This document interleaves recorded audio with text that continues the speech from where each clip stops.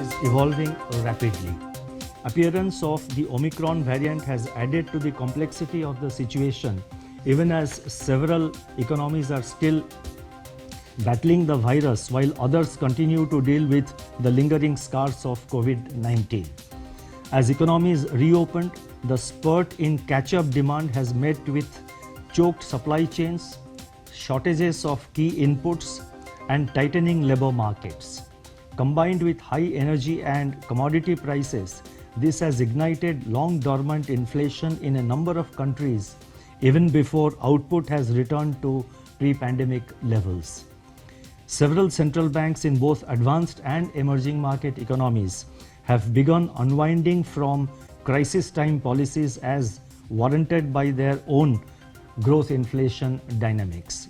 Now, with fears of further restrictions on travel and activity, there is considerable uncertainty at this moment on how the growth inflation dynamics will pan out in the immediate months.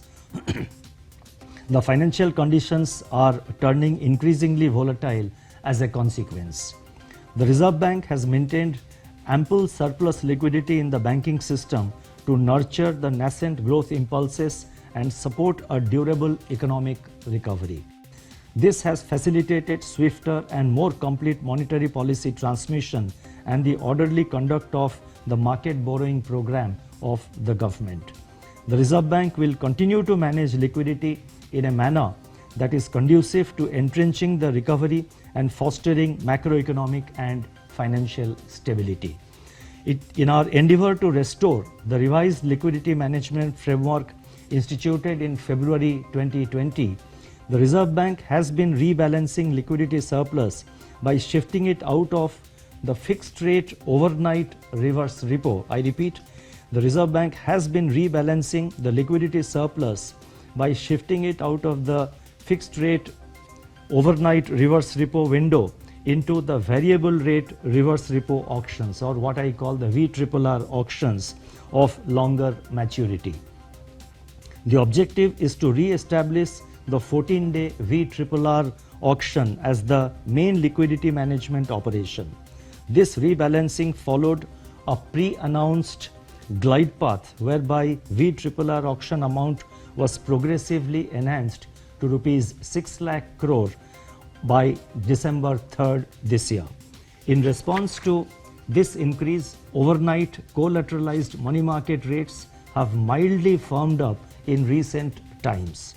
By and large, the rebalancing of liquidity has proceeded in a timely and non-disruptive manner as planned. It is also fulfilling its objective of strengthening the Reserve Bank's control over the liquidity overhang, which in turn reinforces the ability of the Reserve Bank to normalize liquidity conditions when warranted. The Reserve Bank will continue to rebalance liquidity conditions in a non-disruptive manner while maintaining adequate liquidity to meet the needs of the productive sectors of the economy. With this objective, it is now proposed to enhance the 14-day VRRR auction amounts on a fortnightly basis in the following manner. Rupees 6.5 lakh crore on December 17th and further to rupees 7.5 lakh crore on December 31st. Consequently, from January 2022 onwards, liquidity absorption will be undertaken mainly through the auction route. As announced earlier, the Reserve Bank has been conducting the fine-tuning operations from time to time to manage unanticipated and one-off liquidity flows so that liquidity conditions evolve in a balanced and evenly distributed manner. The RBI has also been conducting 28-day VRRR auctions. Going forward, the main operation of 14-day VRRRs will continue to be complemented by longer-term VRRs, the size and maturities of which will be decided on the basis of continuous assessment of the evolving liquidity conditions. The Reserve Bank also retains the flexibility to conduct fine-tuning operations of varying amounts and maturities as and when required.